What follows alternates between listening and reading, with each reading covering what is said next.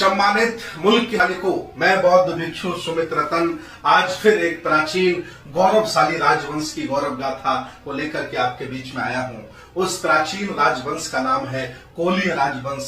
इनकी राजधानी रामग्राम में हुआ करती थी। इतिहास बताता है कि तथागत भगवान बुद्ध की मां महामाया देवी इसी परिवार से संबंध रखती थी, अर्थात ये परिवार तथागत भगवान बुद्ध के ननिहाल वंश से आता है। आज भारत में इस कोलीय राजवंश को अलग अलग नामों से पुकारा जाता है। कहीं निषाद कहते हैं, कहीं मल्ला, कहीं कोरी, कहीं कोटार, कहीं बिंद, कहीं कश्यप, कहीं भीमर, कहीं केवट, कहीं कोली, कहीं कोरी, कहीं शंखवार। अलग अलग नामों से इन्हें जाना जाता है। ऐतिहासिक राजवंश रहा। ये शासक थे, बहादुर थे, क्षत्रिय थे। क्षत्रिय तथागत भगवान बुद्ध की भाषा में क्षत्रिय थे। खेती बाड़ी और किसानी वाले लोग थे। इन्होंने देश को संभाला, शासन को संभाला। ये कभी जातिवादी नहीं थे, छुआछूत नहीं करते थे और ये श्रमण संस्कृति को मानने वाले थे।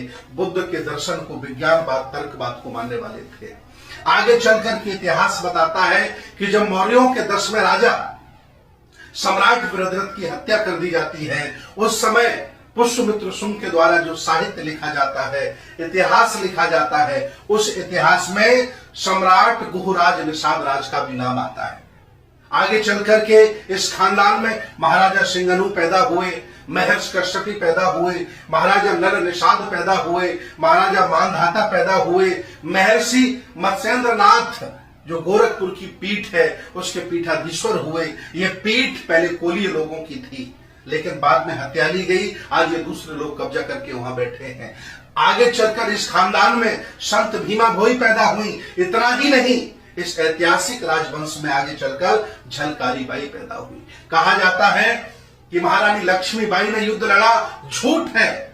महारानी लक्ष्मीबाई दत्तक पुत्र को लेकर के निकल जाती है और बाद में झलकारी बाई को रानी लक्ष्मीबाई बना करके पेश किया जाता है। रानी झलकारी बाई अंग्रेजों से 1 घंटे नहीं 48 घंटे लड़ी, 16 अंग्रेजों को मौत के घाट उतारा। इसके बाद वो वीर गति को प्राप्त हुई। अर्थात जो झांसी में युद्ध हुआ अंग्रेजों के साथ, वो रानी लक्ष्मीबाई ने नहीं, वो इसी खानदान की कोलीय कोरी परिवार की बेटी महारानी वीरांगना झलकारी बाई ने युद्ध लड़ा था। जैसा कि इतिहास में छुपाया गया, इतिहास में दबाया गया, धोखे से इस ऐतिहासिक कहानी को छुपाया गया। आगे चलकर के इस परिवार में और बहुत सारे लोग पैदा होते हैं। दूसरी तरफ से कहा जाए कि तथागत भगवान बुद्ध के ननिहाल पक्ष के लोग हैं। कहीं इन्हें एससी कहा जाता है, कहीं ओबीसी कहा जाता है। पूरे भारत में आप गुजरात चले जाइए, कम से कम 3 करोड़ कोली परिवार के लोग रहते हैं और वो सारे के सारे लोग भगवान बुद्ध की तरफ चलने लगे हैं। उत्तर प्रदेश में भी शंखवार, आजकल शाक्यवार और शाक्य लिखने लगे हैं। ये भी भगवान बुद्ध की तरफ चलने लगे हैं। धीरे धीरे केवट, मल्ला, निषाद ये भी समझ गए हैं कि मैं कोलीय परिवार का हूं, मेरा वंश था और मैं बुद्ध के खानदान से हूं, उनके ननिहाल पक्ष से हूं। ये भी लोग बुद्ध की तरफ चलने लगे हैं। धीरे धीरे पूरा भारत चलने लगा है। आगे चलकर के इस खानदान में राष्ट्रपति रामनाथ कोविंद भी पैदा होते हैं। वो भी इसी खानदान के हैं, तथागत भगवान बुद्ध का ननिहाल पक्ष। यही कारण है कि रामनाथ कोविंद का पूरा परिवार विपश्यना से जुड़ा हुआ है। वो समझ चुके हैं कि मेरी ओरिजिनल कहां से है और मैं आह्वान करता हूं इस देश में, भारत में रह रहे पुराने कोली वंश के लोगों, चाहे वो मल्ला हो, निषाद हो, कोरी हो, बिंद हो, कोटारे हो, धीवर हो, आप कोई छोटे लोग, असहाय लोग, कमजोर लोग नहीं हो। आप इस देश भारत के पुराने राजा महाराजा हो। ये देश बनाया है आपने, ये देश चलाया है आपने। आज मैं फिर आह्वान कर रहा हूं, आंखों में आंखें डालकर आओ, एक बार फिर हम श्रमण परंपरा को अपनाते हैं, बुद्ध की संस्कृति को धारण करते हैं और मैं स्वयं आपको अपनी आंखों से देश का शासक के रूप में देखना चाहता हूं। मैं पूछना चाहता हूं, जब से आप अपनी संस्कृति, सभ्यता, दर्शन से भटक गए हो, सुप्रीम कोर्ट में आप कहां हो? एमपी एमएलए आप कितनी बार होते हैं? मुख्यमंत्री बनने का कब मौका मिला? कितने आपके खानदान में अडानी अंबानी पैदा हो गए?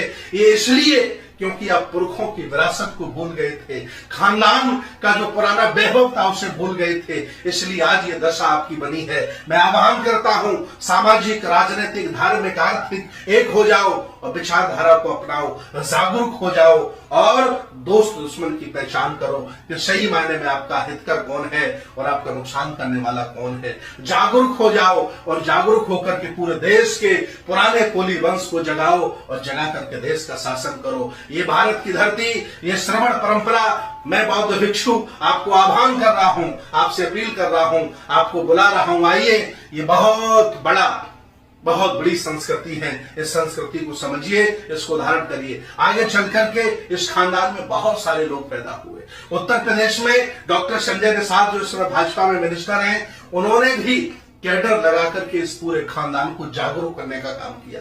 इतना ही नहीं, बहुत सारे संगठन हैं जो मेरे साथ जुड़े हैं, बहुत सारे लोग हैं जो मेरे साथ काम कर रहे हैं और वह अपने पुराने कोली वंश को, राम ग्राम की उस राजधानी को जगाने का काम कर रहे हैं। मैं आह्वान करता हूं, आप लोग कोई छोटे असाए लोग नहीं हो, इस देश भारत के राजा महाराजा हो। आओ हम सब लोग मिलकर के इस ऐतिहासिक विरासत को आगे बढ़ाते हैं। आप भूल मत जाइएगा, इसी खानदान में सदगुरु कबीर पैदा होते हैं, ऐसे संत जिन्होंने मानवता के लिए, हक वंचित असहाय कमजोर के लिए बहुत काम किया है।